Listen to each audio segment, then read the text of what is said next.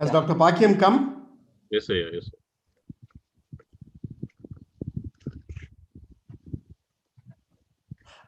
Reverend Thomas Nainan. Good morning. Hello, Bishop. What a surprise. Lovely. Pleasure. Great, Pleasure. Achan. Yeah. Right. Yeah. It's nice to connect with you, Pakyam, all of them. Oh, Pakya, I tell you. Yeah. It's so good. Yeah, thank you. Sam, if Dr. Pakyam is already there, we can start. Yes, sir. Yeah, he's here. Okay.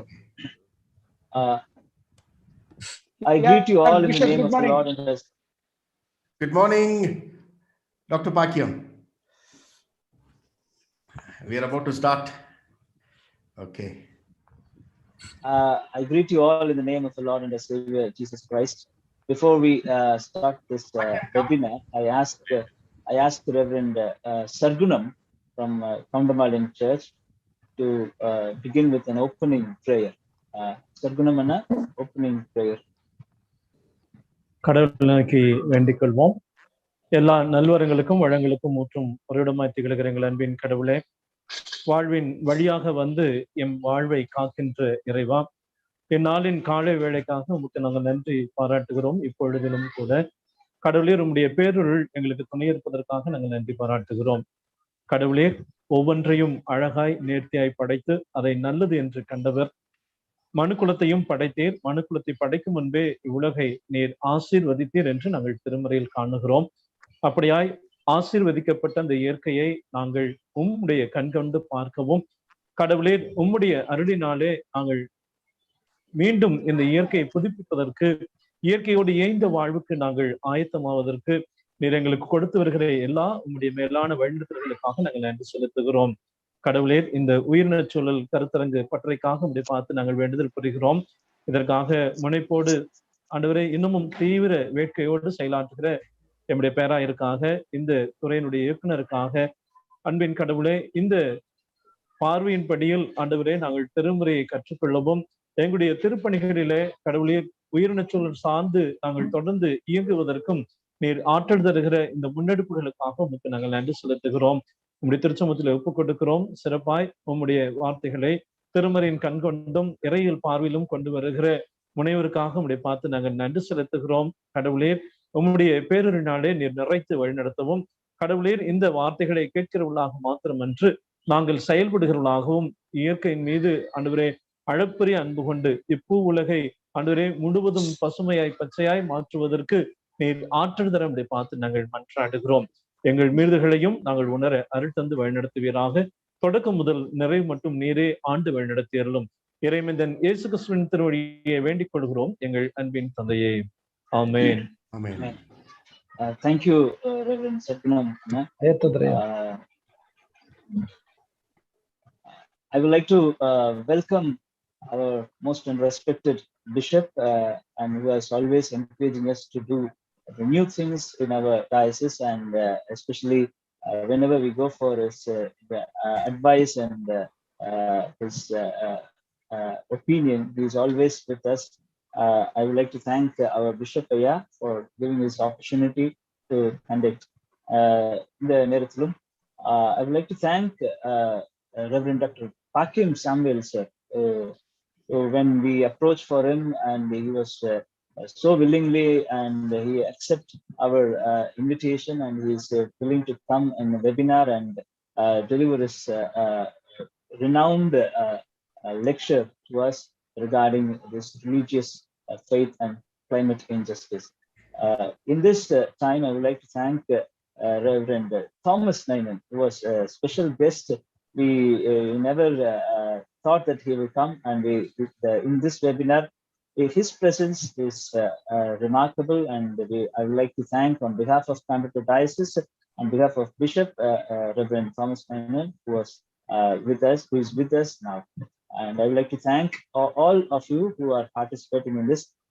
Without taking much time, I would like to give to our most lovable bishop, who will introduce the resource person, and after he introduces directly, we will ask Reverend Dr. Pakyam Samuel sir to give his lecture on religious faith and climate injustice. Thank you. Over to our beloved Bishop, Right Reverend Timothy Ravindaraya. Thank you, Reverend Segan, for organizing this important and timely webinar. Thank you, Sam, Reverend Sam, my chaplain, who was organizing these technological support and help. I am utterly delighted to see my good friend, thinker, author, writer, Reverend Dr. Pakyam Samuel, to be here, to see him and to listen to him, that he could share his wisdom with us on the title, Religious Faith and Climate Justice. As we begin to vaccinate people in this context, I think our response should be of cooperation with agencies, with churches, with all the states, or you could say even global cooperation should be our response. That could, post-COVID, could be a global cooperation for the future thoughts and activities. Some incredible thinkers like Yuval Noah Harari and others like Daniel Kahneman and so have been urging and insisting about the importance of the future, particularly the ecological disruption that is going to be inevitable, that is being debated world over by thinkers, philosophers, and scientists, even like John Lennox and the like. Today, we are here. I warmly welcome all the participants, every one of them, to this webinar, that we could possibly see each other, listen to each other, particularly to experience the wisdom of Reverend Dr. Pakyam Samuel, who is going to be our speaker. Reverend Dr. Pakyam Samuel is an ordained priest of Church of South India, presently Executive Director of the Henry Martin Institute in Hyderabad, also the General Secretary of Interfaith Coalition for Peace in Delhi. He is the executive member of the Zakat Foundation of India, New Delhi. He worked for the National Council of Churches in India, in the unit of Unity, Fellowship and Dialogue that was in Nagpur, as the executive secretary for a stint. Did his PhD in Islamic studies from Westminster College in Oxford. He has credit of having published articles and have written many books. There is a big list, but then I can't wait to listen to our dear friend, and warm welcome to Reverend Thomas Ninen also on behalf of the diocese. When I was in the UTC, he was a public relation officer. Delighted to meet all of you, and on behalf of the administrative committee, the secretary, the treasurer, members of the executive committee, and all the participants, I would like to warmly welcome the participants, and particularly Reverend Dr. Pakyam Samuel, and of course, Reverend Thomas Ninen. Over to you, Reverend Pakyam Samuel. Thank you, Bishop, for giving me this opportunity. I would like to ask the administrator to allow me to share my screen, please. Yes. Oh, that's good. Yeah, Sam, the host has to permit me to host. Thank you. Co-host. Sam, could you? Yes, I did it. Okay. Thank you, Sam.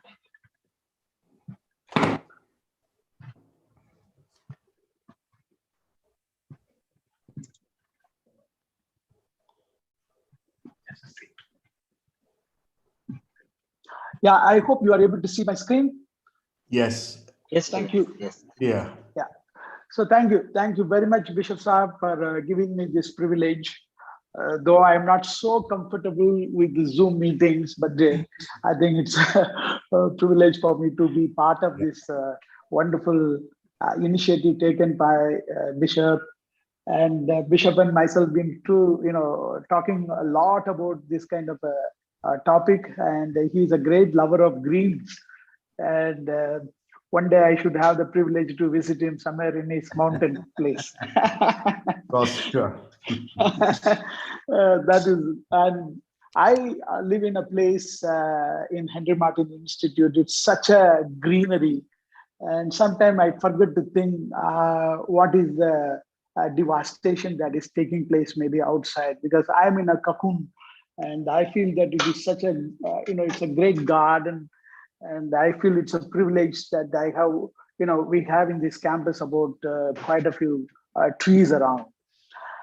And it's also a privilege for me to see Reverend Dr. Thomas Nayanan, Swami Sahanananda, after a long time. And it's lovely to see you, Swamiji, through this webinar. So I'm very happy. Today, what I would like to do is, I like to do a three-part of my presentation. The first one is what other religion or the other faith communities are trying to say about how to protect or how to do justice with the climate. And the second one is what are the lessons we have already learned. And the third one is some of the challenges. So these are the three parts. What other faith communities are saying about, and what are some of the lessons that we have learned already, and what are the challenges. These three parts I'll do. I think I had a privilege last year when people from the Diocese of Coimbatore came to Henry Martin Institute. I said there are two ways that we always, as a priest, as a presbyter, as a pastor, we put it across to our people. One is the contribution versus commitment. You remember my story of the hen and the goat. Some of you must remember. We tell our people to commit, and wherever possible, we contribute. And the contribution is easy, but committing ourselves is one of the biggest challenge when it comes to issues like climate justice. And what are the consequences, or what are the causes of this climate, degradation or injustice? We have already explained. I think many conferences and seminars been held for last 2 decades, at least 20 years. Last 20 years, I think the United Nations, the World Council of Churches, and many other agencies have taken it very strongly. I still remember my colleague in the National Council of Churches, Reverend, not right now, he's a bishop, George Matthew Nalnakal. The first one he wrote on the green theology somewhere in 1999. And but it was not that big saleable property at those times. But right now it's a hot topic. People take it very hot. But we are also very much influenced very much by the Eurocentric theology or Eurocentric thinking. We never thought about from the faith community's point of view. Most of the time it has been taken from the economic or socio-political realm. But when it comes to religious faith or the faith community's contribution, it is quite strong. I feel that any interfaith services in the world or any interfaith thing that happens only because of the religious conviction. If we don't have religious conviction, I don't think any interfaith services can take place. From Henry Martin Institute, we always publish something called Interfaith Good News.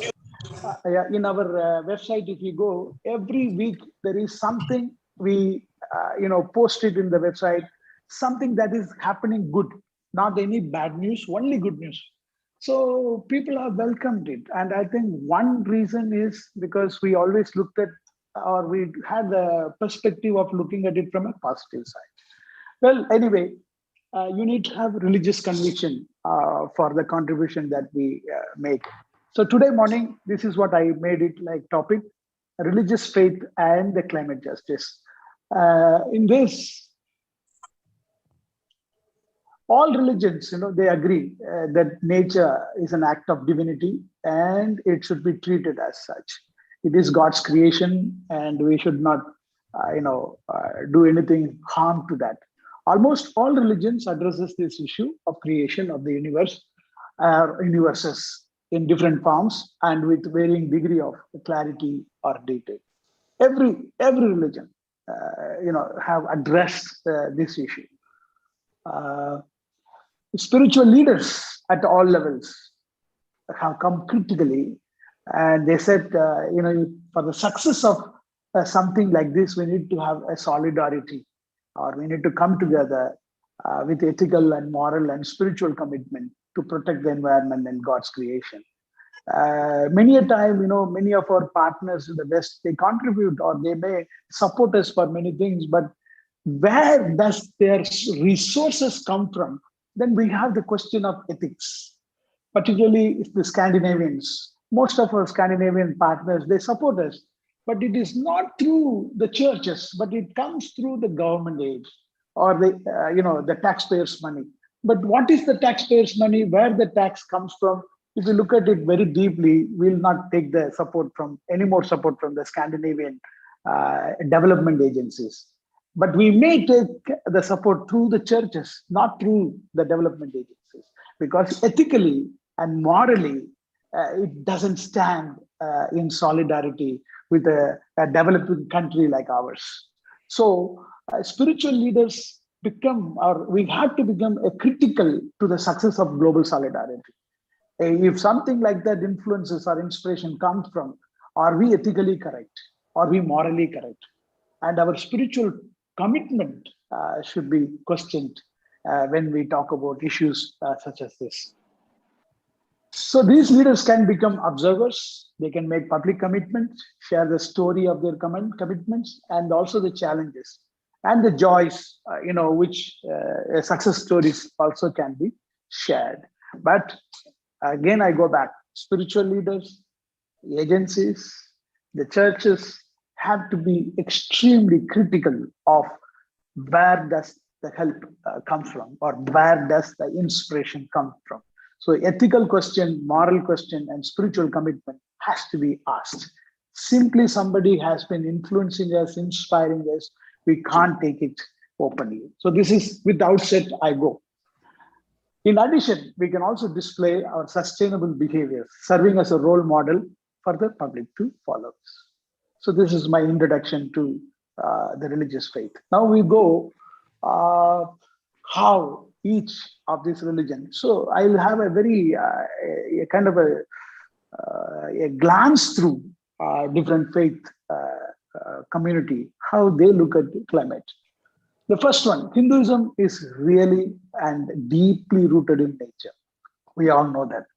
Everything has been worshipped.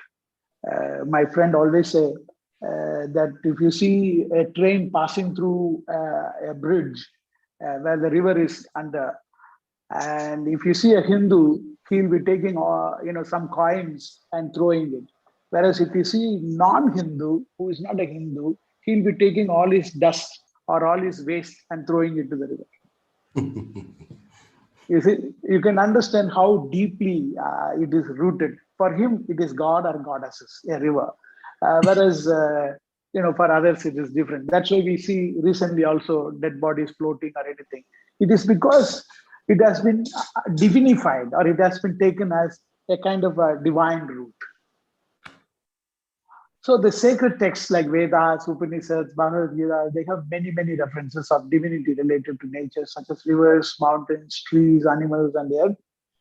And to protect them, Hindu also encourages environmental protection. And there are organizations who promote sustainable development and support the protection of environment through awareness campaigns and actions.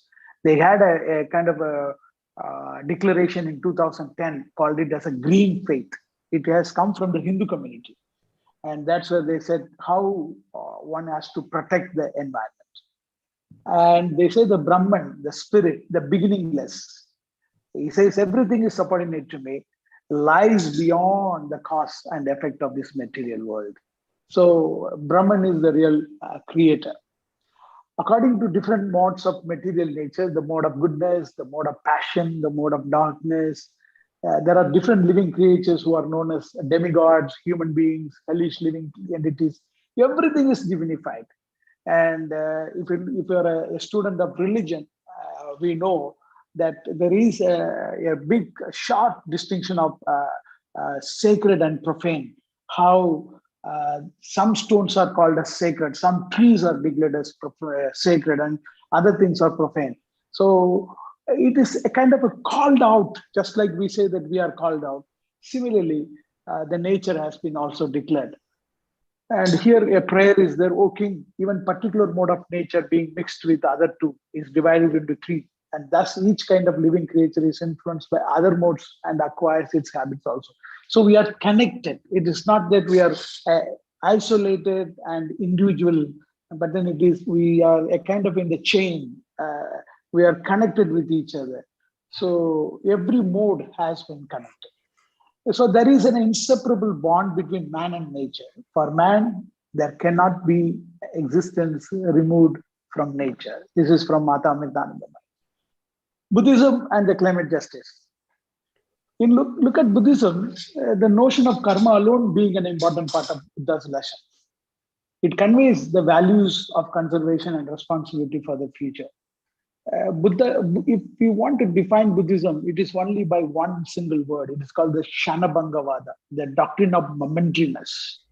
The doctrine of momentariness. Buddha always says that you cannot, take bath twice in the same river.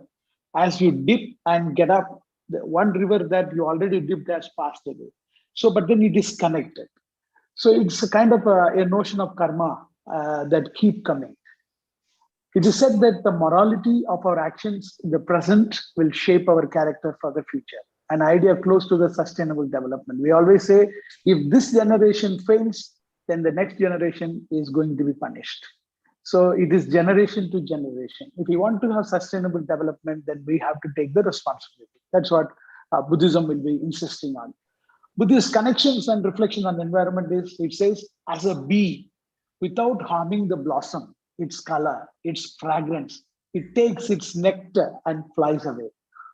So the sage or whoever goes through the village or whoever is inhabiting this earth, without harming the blossom, its color, its fragrance, we have to take the nectar and we should fly away. That's how Buddha would explain about the environment, without damaging, without harming, without destroying its color, without destroying its fragrance. One has to involve and one has to go through this village. So drop by drop is the water pot is filled. Likewise, the wise man gathering it little by little fills himself with good. We can't be greedy. Most of this climate injustice or climate degradation comes because of the greed. And he says, drop by drop, you can get it. As simple as possible, how one can be protecting the environment. The next one is Christianity and climate justice. See, there are approximately 100 verses in the Bible. I think most of you must have attended several seminars and conferences and maybe a colloquium, many other things that you must have come across about Christian exposition on environment. So there are approximately 100 verses in the Bible that talk about protection of environment. Christians therefore have environmental responsibility and encourage behavioral change for the good of the future. Christian connection and reflection on environment is like this. It says, do not pollute the land where you are. Bloodshed pollutes the land, and atonement cannot be made for the land on which blood has been shed, except by the blood of the one who shed it. So if you pollute the land, it is equivalent to a bloodshed. And wherever there is bloodshed, it pollutes. And wherever it is bloodshed, you can't make any substitution for it. There is no compensation for it. So only the person who shed the blood has to be responsible for such. So it also says in Gospel of John, chapter 6, verse 12, it says, when they had all had enough to eat, he said to his disciples, gather the pieces that are left over, let nothing be wasted. So we know how much we waste. And but anyway, we should be thankful to Corona also for that, where many of the thing has been controlled. People nowadays, they say that the wedding or a marriage ceremony has been reduced to a very small function. These are all something very good happening because of the virus. We must treat nature with the same awe and wonder that we reserve for human beings, that it is for us, but at the same time, we should be getting awestruck, not just saying that it is for all of us, that we can go and indulge into it. And we do not need this insight in order to believe in God to prove his existence. It's not that we need to look at the nature and get awestruck to say that, oh, yes, it must be created by God. Or we should say that, yes, God exists. Or we should say that, oh, this proves the existence of God. All these insights is unnecessary because we know that this is a wonder and it's a mystery. So we need it to breathe. We need it for us simply to be. That's what the moderator of the ecumenical partnership on green theology from the World Council of Churches, Patriarch Bartholomew said it, that it is not to prove, it is not to say that, yes, God created, it's not to say that the existence of God can be proved. It is simply that we need nature, that we need to breathe. We need it for us simply to be. That's how in 2010 World Council Ecumenical Patriarch Bartholomew has declared. So the Creator does not abandon us. He never forsakes us. He has a loving plan, repents for having created us. Humanity still has the ability to work together in building our common home. Pope Francis in 2015 has made his papal declaration saying that we need it to work together because this is our common home. Islam and the climate justice. Islam also has hundreds of Quranic verses which supports the protection of the environment. Many Islamic organizations are promoting the relation between Islam and sustainability. Many Islamic organizations. Islam also approaches environment from a stewardship perspective. It's not the master or one who can rule everything, but then it's underneath, it's below, where it says the environment been given to us and we are the stewards. The earth is God's creation, and as humans, we have been entrusted to serve it as we find. The responsibility of humanity is to protect and ensure the unity. It is called the Tawheed. Tawheed, it's a very deep Arabic meaning, means oneness. Like in Hinduism, we have this Aham Brahmasmi. Similarly, Tawheed means the unity of God's being. Tawheed means we are all one. We are all united into one. In Arabic, in another word, it says Wahdat al-Wujud, it says unity of beings. So humanity, as well as, if we say humanity itself, it encloses everything in the universe. So the responsibility of humanity is to protect and ensure the unity of the God's creation. And the Muslims, they certainly believe in only one thing, that is called Tawheed. God is one. There is no part.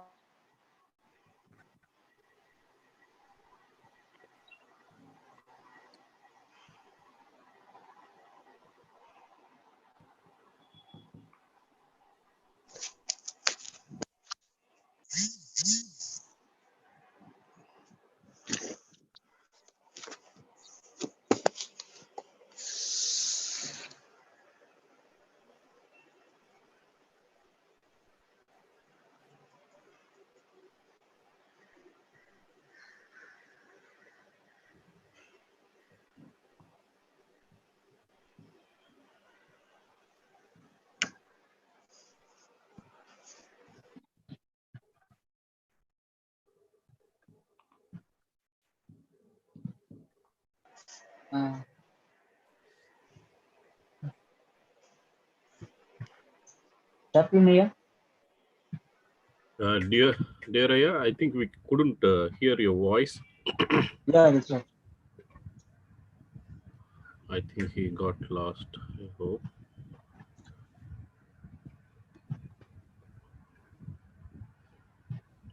I think he's online, but Is Dr. Pakyam still there? It got stuck here. It got stuck. Oh. Maybe some technical problem there in his side. Can you call him Reverend Chaplain? yes, Yes, Or sir. one of you can call him and ask him how hard. Sami, என்ன கூப்பிட்டா? நீ கூப்பிட்டு. Okay.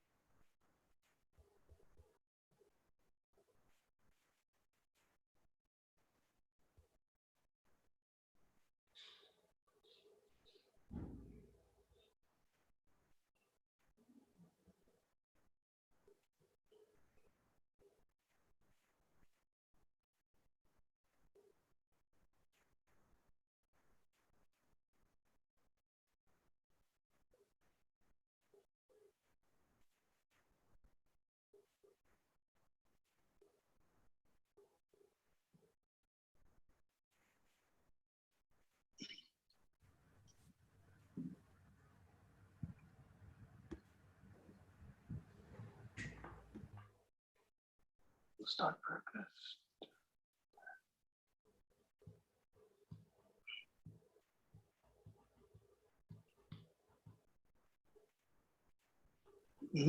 Is it coming? Are you able to hear me now? Yes, sir. Yes. Yes, loud and clear. Okay. Yeah. Thank you very much. So I was in Tawheed. I hope the screen is there with you. Yes. Please go Good. ahead. All right. Thank you very much. I'm sorry. So quickly we'll pass. Yeah. So Islam also prohibits the excessive consumption of resources the planet provides to the humanity. There are several references. I quickly jump. In fact, Quran mentions wasteful consumption as a 32nd greatest sin. You know, they say that when you eat, your plate should be clean as such that a next person can eat without even washing it. And if the plate is clean, it is almost going to the Makkah 10 times. That is how a common Muslim has interpreted how you should not waste. So a child in an Islamic family being taught that how equivalent it is for you to keep it clean and also keep it or not wasting your food. So whenever I eat with my Muslim friends, they see that I eat fully whatever it is served there, so that I get the merit of visiting Kaaba that is in Makkah. So this is how a Muslim family would encourage you to say. They also say that devote thyself single-mindedly to the faith and thus follow the nature designed by Allah, the nature according to which He has fashioned mankind. So there is no altering the creation of Allah. You can't alter.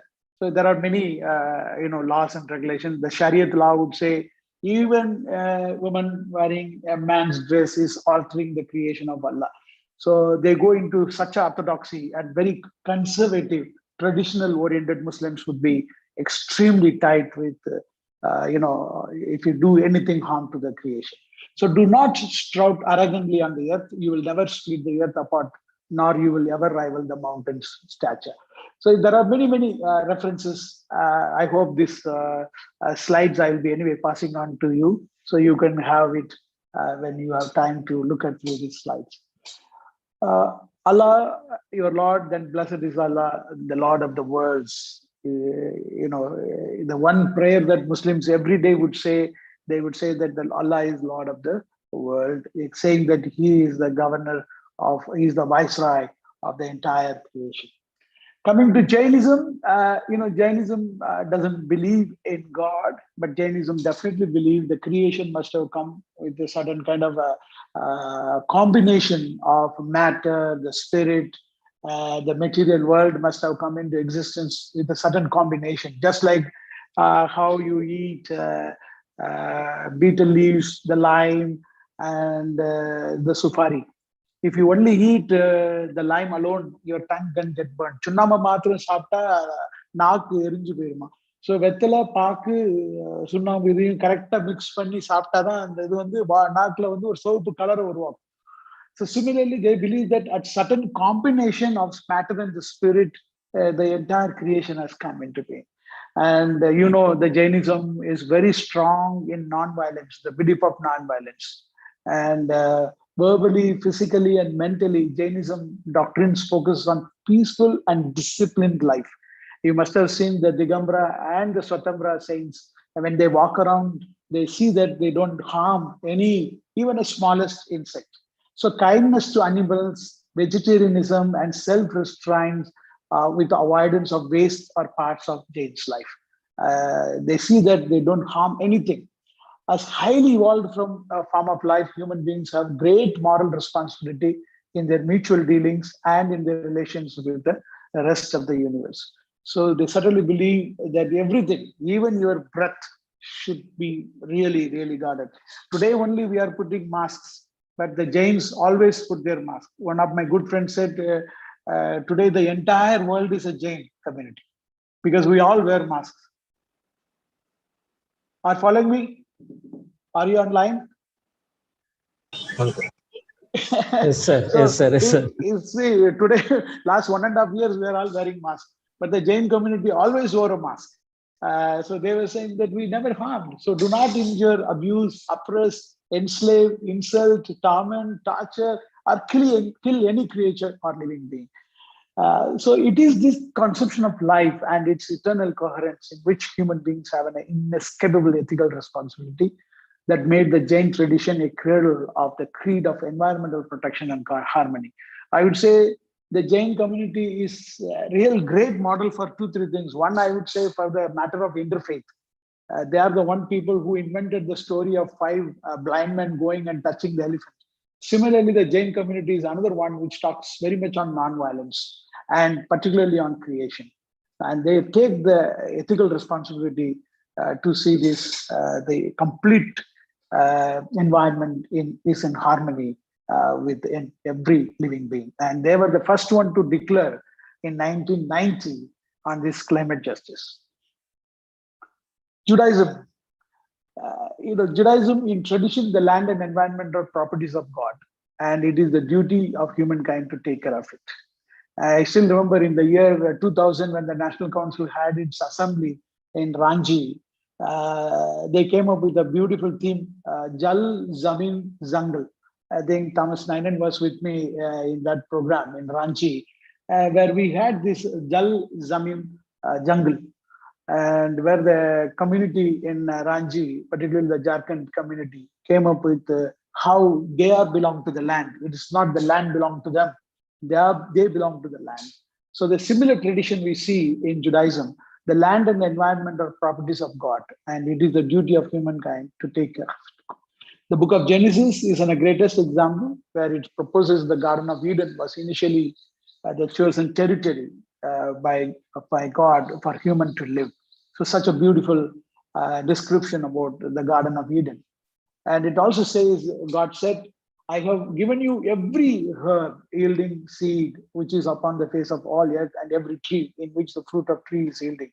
You go and it is for you to have the dominion over it. The earth is the Lord and the fullness thereof. But we always forget the second word, that is Psalm 24, which says, it is not that we take the dominion, but then the earth is Lord's, and everything that belongs to Lord. So earth is mine, and you are my tenants. So again, it goes to the same principle of stewardship. It is his, and it is our responsibility to take care of it. Sikhism, yes, Sikhism also has a lot of things. It's a native religion of India. Guru Nanak has founded this religion, and the sacred texts, written by Guru Granth Sahib or Guru Nanak, and compilation that has been done, have several teachings on environment. It says, you yourself are created of the universe and you are pleased. You yourself are the bumblebee flower. You yourself are the fruit. You yourself are the tree.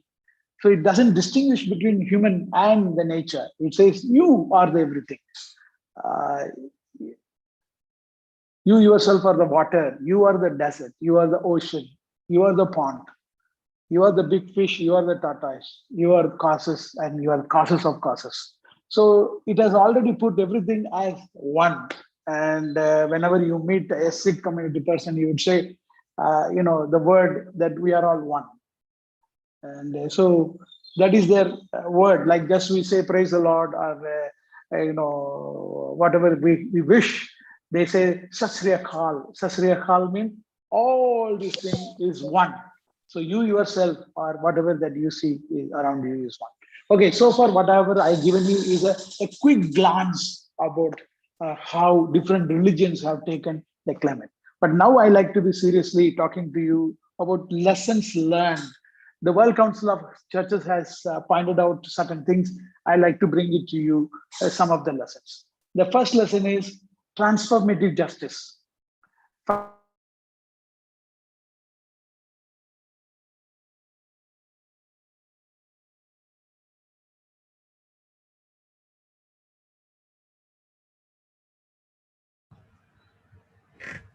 think again we lost him.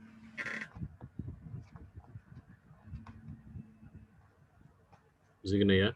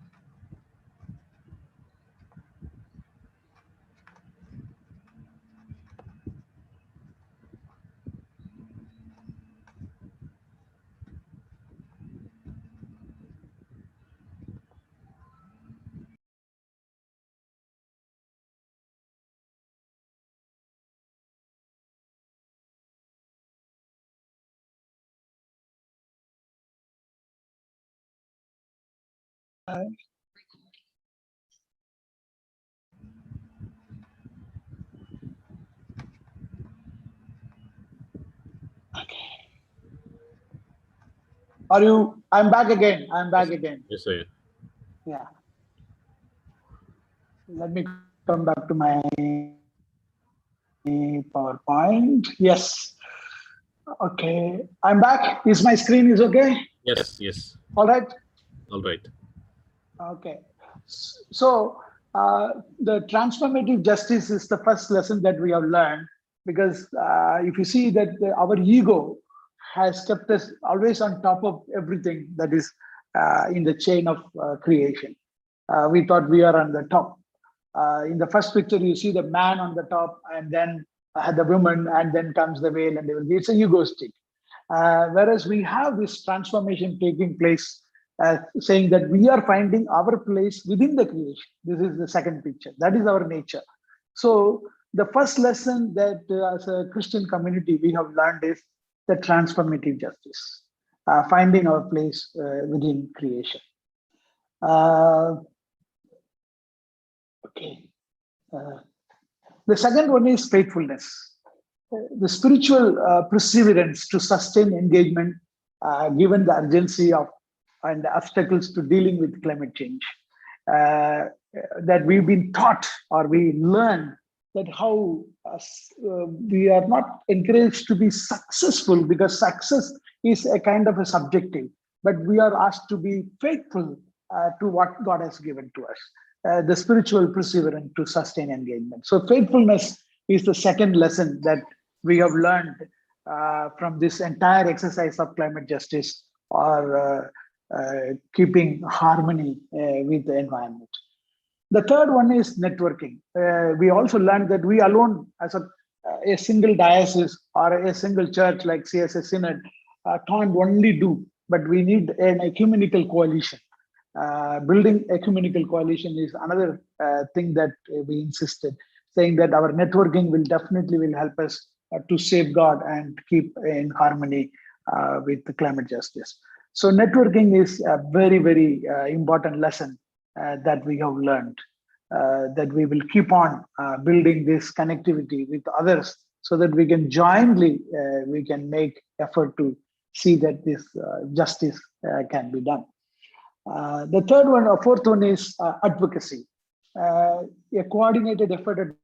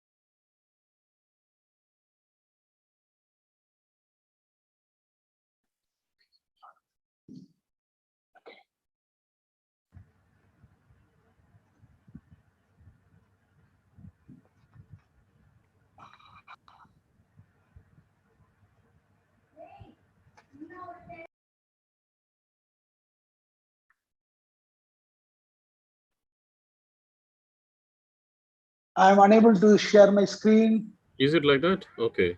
Okay, Yeah, okay. Yeah, it's coming now. yeah, it's coming. now. Okay.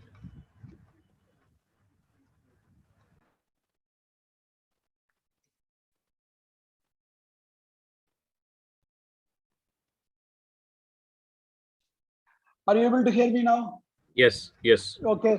So advocacy and coordinated efforts means we keep on making people aware, and we also protest. We join hands with others who are affected by climate changes. So there are many agencies and organizations as well as partners who have helped us in working on these advocacy programs. And that is why many of us, particularly the Church of South India Synod and like Coimbatore Diocese, very seriously taking this. It is a part of playing the role of advocate. The next one is solidarity, relationship with those who are most affected by the climate change. Most of the country who produces a lot, rich countries, who blame it on the poor countries, but then these days they also come up and saying that we need to build up relationship, or we need to have solidarity with those people who are really affected by this climate change. The recent one is we can see our own disconnect between Lakshadweep, just on the west side of Kerala. We see how government of India definitely moving away or isolating people of Lakshadweep. But then that should not be the case. But we should stand in relationship with those people who are most affected by the climate change. So that itself is solidarity. And then comes the dual focus, mitigation as well as adaptation. Means we need to work on the causes which is causing the climate change, and we should address it. We should be protesting it, and we should be safeguarding it. At the same time, we also work on the consequences. So it is called the mitigation and adaptation. Mitigation is working on the causes like fossil fuel. If there is petrol or something that we are really taking from the earth, Those are the causes we need to work on. At the same time, consequences, how the pollutions or how it affects the consequences also has to be looked at it, and we need to make ourselves adapting to such changes also. So dual focus, mitigation and adaptation. And then comes linkages. We need to link climate change with certain other things, particularly the issues like water.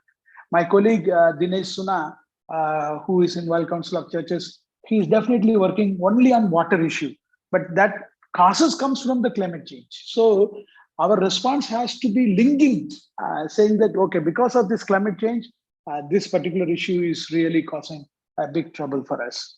Today, if it is poverty in India is growing, or our context is poverty, then we should link poverty with climate change. That is what it should be, linkages. So that is one of the lessons that we have learned in the recent days, that some of the issues that is affecting us today, the cause is basically climate change. We also have this interfaith and Roman Catholic efforts that we are joining in hands with the Catholic Church as well as interfaith community, but then it is not making a big progress. It's a very limited progress, but it can, the lessons that we are learning is it can be little more faster or little more, encouraged to use this opportunity of ecumenism and interfaith relations. When I was Executive Secretary for the National Councils on Unity, Fellowship and Dialogue, my counterpart in the Catholic Church was not at all interested in ecumenism, but he was interested in interfaith opportunities. So he said, ecumenism, it never can work. It is only a kind of a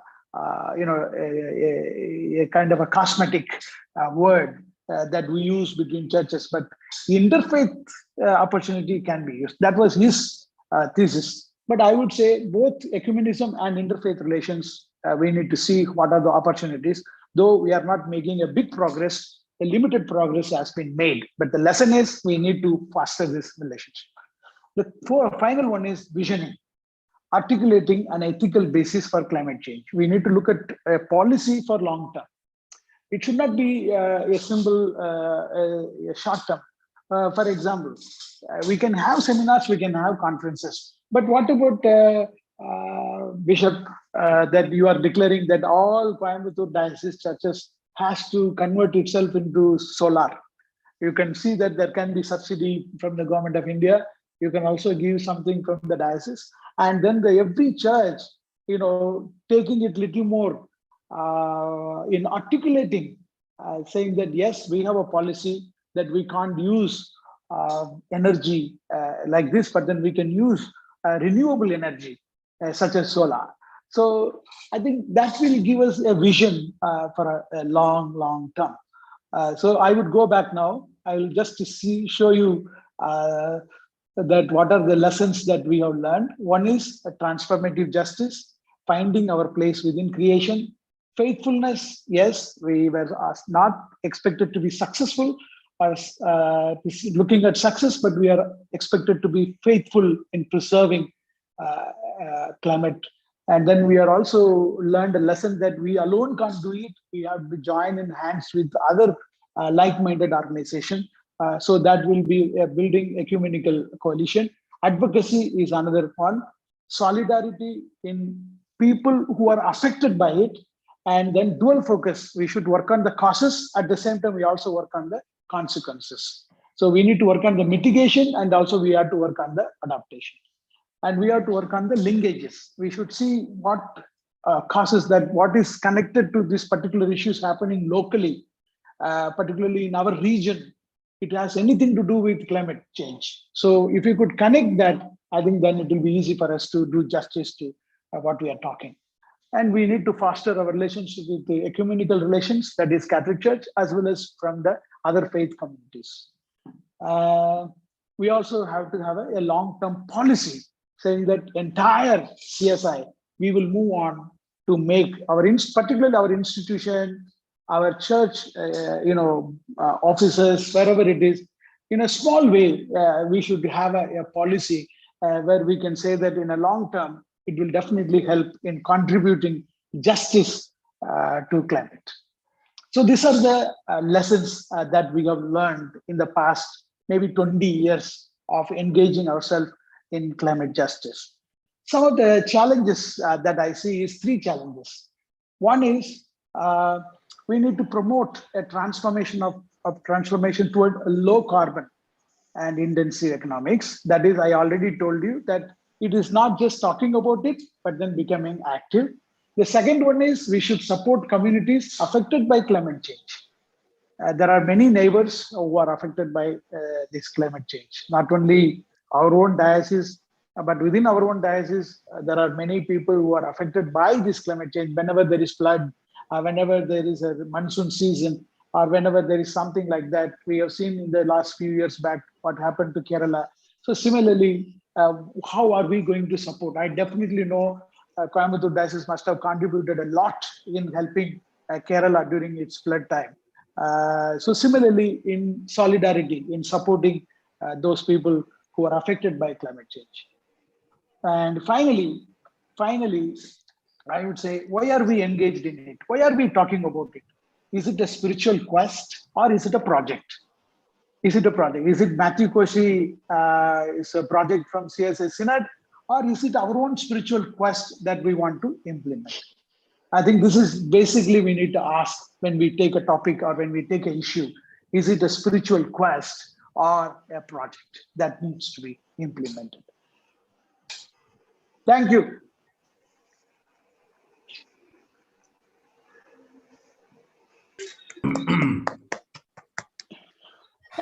Thank you very much. Thank you very much. I hope I'm online with you. Yes. Okay. Yes, wow.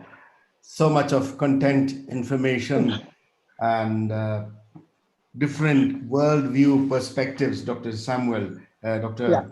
Hakim Samuel. You bring your perspective, you bring your experience, and that is wonderful. The different worldviews and their perspectives on climate justice. But yes, the visioning part is quite attractive, and I think that is where we need to place our interest. And the challenges, the spiritual quest or a project. It's always important that we ask the question, why? We like to go about the other WH questions. For example, why do we exist? Nobody talks about it. That's why I think we are not able to move faster as we ought to. Thank you so much. The 3 main headings: perspectives, lessons learned, and challenges.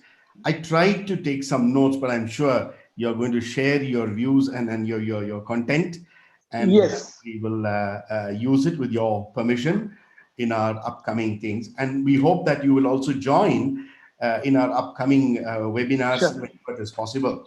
Sure. Thank you so much. I thought you would share that goat and just for some of you know, but for John, what Thomas Nainan said, I will share it. Please. Swamiji, I used to share this very commonly. When there was a harvest festival nearby a church, a goat and a hen were together in a farm, and they were seeing the congregation were getting into the church with all goods and everything. So the hen was asking the goat, why are these people going to the church with all the goods? So the goat said, it's a harvest festival. They offer to God the first product, or the first thing to God for giving thanks to him. So that's how it is. And so the hen said, why don't we also give, because God has been so good to us, we also give something to God. And so the hen suggested that, saying that, yes, maybe I would give eggs. I would like to give eggs to the church as a contribution. And the goat was thinking what it can be given. The hen suggested to the goat, why don't you give biryani? Oh, yeah.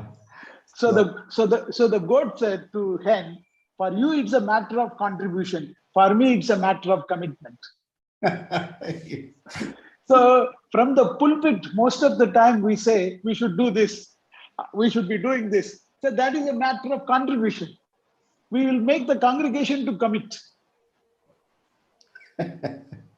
We say we will give eggs, let the congregation give the biryani, like, they are good. So that was my understanding when we talk about issues such as this, Bishop, that most of the time we say that, okay, these are all principles, this is our statement. See, where are our statements? Most of the time our statements are in files in the cells. It never reaches the media, never even reaches the government. And I think most of us will accept. Bishop, you have worked in the Senate, you've been in Germany, worked for the ecumenical agencies. Thomas Ninen has worked, I have worked. We have now conducted several seminars and conferences, but most of the time we kept those statements and the final achievement in the cells. So I would say long vision. Bishop, I simply encourage that the Coimbatore Diocese should take this initiative, saying that we will talk about it, but then we will be the first model diocese to say that at the very simplest form, we will go for solar. It may invest, capital investment is there, but why don't we convert our own agencies, our own organization into a nature friendly? This is what I give it away from this class. Thank you. Thank you so much. Once again, on behalf of all the participants, on behalf of the diocese, on behalf of the the administrative committee of the diocese, Secretary Treasurer, I would like to express my heartfelt thanks and gratitude for the way in which that material, content, and the idea and perspective and cautious optimism has been brought to us at this very important time, and so delighted. Every word carries so much, and thank you so much, Dr. Pakiam. Despite your terrible schedule, horrible schedule, you're able to give us this time. And of course, I know you're wanted by everyone there, and also. So nice of you. You're so humble to give us this time. You, and so nice of you. God bless you, your family. Thank you, sir. Thank you. In touch. I will share the PPT, the PowerPoint with Bartholomew. Thank you. Thank you for the opportunity. Thank you. Thank you. Thank you. Thank you, Pakiam. Thank you. Thank you. Thank you. Thank you. Bye. Thank you. Thank you. Yes, thank you, Dr. Ninen. Oh, thank you, Bishop. Thank you. Wonderful. Bye. And over to Reverend Zegan, please, so that we will close with a prayer. உங்களுடைய audio வரல. Sir, if Zegan is not there, Sam, can you? Audio வரல. We'll close this with a prayer. Can you reconnect it? Hello? இப்போ என்னோட audio வருதுங்களா? வருது. Okay. இந்த நேரத்திலும் Okay, no problem. Go ahead. Go ahead. I would like to thank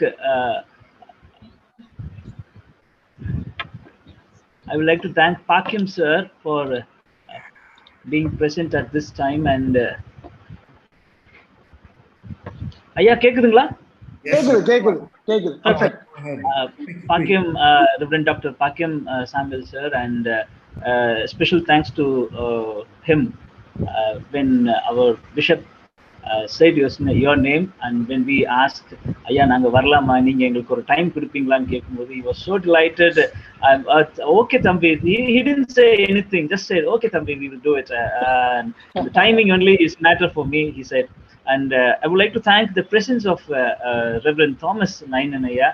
Thank you so much ayya for your presence, and I would like to thank our first webinar resource person in this time, Mr. Vincent Palraj, also is present also in this webinar. He is also there in our webinar.